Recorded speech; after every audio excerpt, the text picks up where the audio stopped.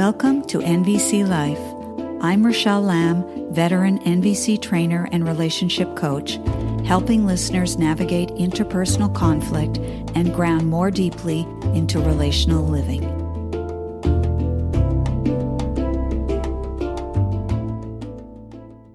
Greetings, fellow humans.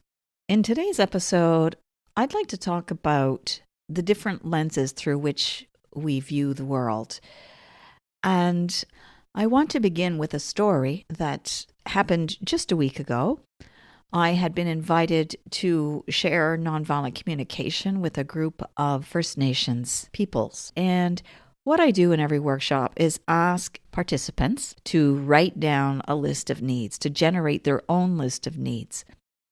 And I want to tell you what I discovered. And this is not the first time that I've seen this, but I just thought it would be worth sharing. There were words on the list that the people put together that do not appear on the lists when I'm working with other, we'll say, settler types.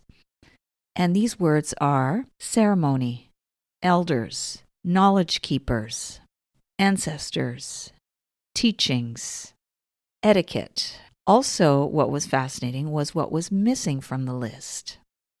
Ease, comfort, the types of words I would typically see, and there were probably others, but those really stood out for me. And I thought, there's much to be learned from that experience. You know, we could say that things like ceremony and etiquette are strategies to fulfill needs. You know, we might definitely say that in the nonviolent communication vernacular, that they're strategies and they're fulfilling needs for something else, such as connection with the people who came before us. And we would use that kind of language, but I think we maybe do so at our own peril. What if ceremony and ancestors and knowledge keepers, teachings, etiquette, elders, what if those are needs? And that when we don't fulfill those particular needs or engage with those things, ceremony, for instance, when we don't engage in that way, don't we pay a price for that? Don't our ancestors and young people pay a price for that? So for me, this is fascinating, and it led me over to my bookshelf where I pulled out a book by Rupert Ross. And the book is called Dancing with a Ghost, Exploring Indian Reality.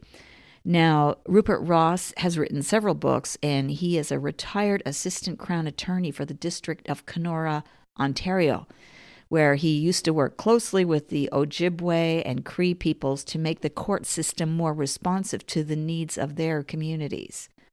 And he's also written extensively on Native justice issues and speaks regularly at conferences across the country. I'm guessing he's close to 80 years old now. And there was a book that I gifted Marshall Rosenberg with, this would be about 20 years ago. And the book was called Returning to the Teachings, Exploring Aboriginal Justice. Marshall had a deep appreciation for that particular book. And so what I'm going to do is just read an excerpt from the book Dancing with a Ghost. And in it, Ross is describing an experience he had with his family. My wife, 3 young children, and I went on a 3-day hike into Pukasqua National Park on the north shore of Lake Superior. We followed a trail which had been used for more than 100 years, winding across open rock faces through the dense and silent cedar forests around the edges of swamps and up and down small canyons. As we walked along, I suddenly felt a strange and seemingly contradictory mixture of fear and elation. It came from imagining something I had never let take hold of me before, despite having hiked, hunted, and canoed in many parts of northwestern Ontario, some of which were unquestionably more remote. I imagined that the path, my family and I, were all there really was. I imagined that at the end of the day there would be no schools, no warm, dry houses, no hospital, no pensions, no clothing stores, no supermarkets. At the end of the trail, there would be no road, no Kenora, no Toronto, no New York, no Tokyo. There would only be more of what I could see around me, stretching off into some boundless infinity of both time and place. There might be other tiny groups of people here and there, other extended families, but they would have no more than I did. My family and I were essentially on our own forever. I had often thought about physical survival in the bush, imagining myself temporarily stranded for 1 or 2 weeks until someone found me. Anyone who travels regularly in the north has done the same. I had never, however, really considered what it would feel like if that were a permanent state. Behind my earlier thoughts of survival, I had always taken for granted the presence of the outside world, of the potential it provided both for rescue and for a simple change of scene. Suddenly, imagining a world in which the outside simply did not exist was a shock. In a world where there was nothing but wilderness, there would be nowhere else to go, no other context in which to seek fulfillment. Further, the enterprises of life would not change from generation to generation. Each life would end in a world unchanged from my ancestors' time. My great-great-grandchildren and theirs in turn would inhabit exactly the same world and would need the same skills, fight the same struggles, and live lives essentially identical to mine. They would not have a better life than I did, nor would they even have a different one. They would do and be what I had done and been in the same places, in the same ways forever, just as it had always been. This is not the way we think of our lives today, or of life in general. We see ourselves on a road, moving forward, progressing down some linear track that promises constant improvement and discovery, from cancer cures to life on Mars. Our eyes are forward. The past is of largely academic interest. The present only an instant we race through to arrive at a different tomorrow. In our belief system, we dedicate ourselves to a single task, creating change.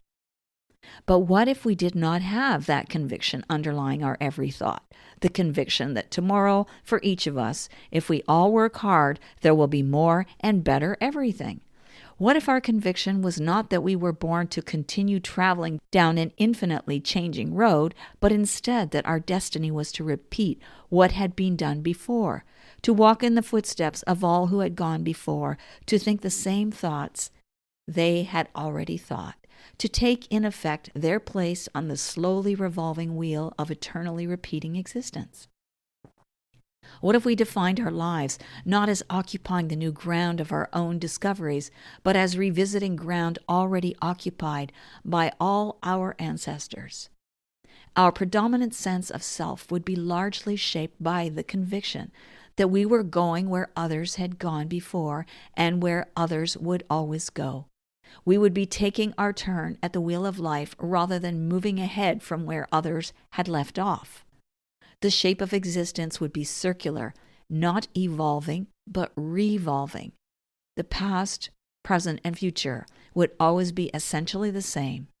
Just as the 4 seasons come, go, and always return again, so too each generation would come and go, never striking out on its own path. Instead, it would retrace the path of the last. Each generation's turn at the wheel might include performances better or worse than those of the last, but they would be essentially the same performances, with the same set and script and plotting. To use another analogy, it would be something like a relay race which never ends, each generation passing the baton to the next for its turn around the track, the old and new generations running side by side while the transfer takes place, the older one slowing as the newer picks up speed. Each would go where the other had already gone, would come to see and hear and think what had already been seen and heard and thought by countless earlier generations. No matter who traveled it or when, the track would be common to all. It is little wonder, then, that the track would become sacred, for it would have been shared by all, and have given sustenance to all since time beyond memory, just as it must provide sustenance into the infinite future. This is more than just an emotional tie to the land. The land itself is a tie to the communal past, present, and future. We post-industrial societies, in contrast, seem to run a cross-country relay race, passing the baton to a generation that will never set foot upon the ground we have covered, a generation that will not know where we have been, that will never see our footprints. As we pass them the baton and watch them speed away, we have no sense of them visiting where we have been or coming ultimately to where we now rest. They simply go their own way, leaving us guessing about what they will find and about whether they will be equipped to handle it. The more remote their lives become from what we have known, the less confident we feel that we can know and understand them, and the more we are tempted to feel alone and in some fashion unconnected. There may be a synergy of sorts here. The more we cover new ground, the more we feel unconnected to either a familiar past or future. Then the more we may also feel a pressing need to leave our mark by building or exploring something new, by going further, faster, or higher than anyone has gone before. We may merely be wishing to find some way to erect a sign that says, "I was here." But if, by contrast, we did not think that we traveled a new road alone, but an old road worn smooth by our ancestors, would we not be less concerned with such testaments to our presence? Would we have the same preoccupation with what is new, with leaving our singular mark for all to see? Or would we instead find our sense of continuity in the fact that our descendants would not have to look back to know of us, for they would be walking on our trails? The stories about us would not fade because their relevance would not diminish. Our lives and the lessons we learned would live on in those stories, a part of our children's lives, as they covered the same ground. In a sense, they would relive our lives as we have relived those of our ancestors, experiencing what we experienced where we experienced it. The only imperative, then, would involve not leaving a monument, but instead an undefiled terrain, as suitable for their use as it was for ours. I don't think that this reading requires any elaboration. We can see that continuity between the generations is something that once was and still is in certain parts and cultures of the world, but certainly in the culture that I live in, it is not here. And my children and my grandchildren are very unlikely to really get where I have been. And I have a hard time getting where they're going.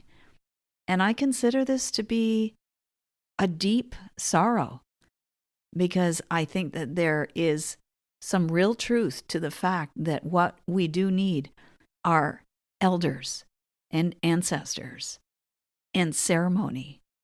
And without that, we pay an enormous price, and so do future generations. Thank you for tuning into NVC Life. For future episodes, be sure to subscribe on iTunes, Spotify, or YouTube. For free resources or to book a private session with me, head over to RachelleLamb.com. Until the next time, stay sane, grateful, and generous.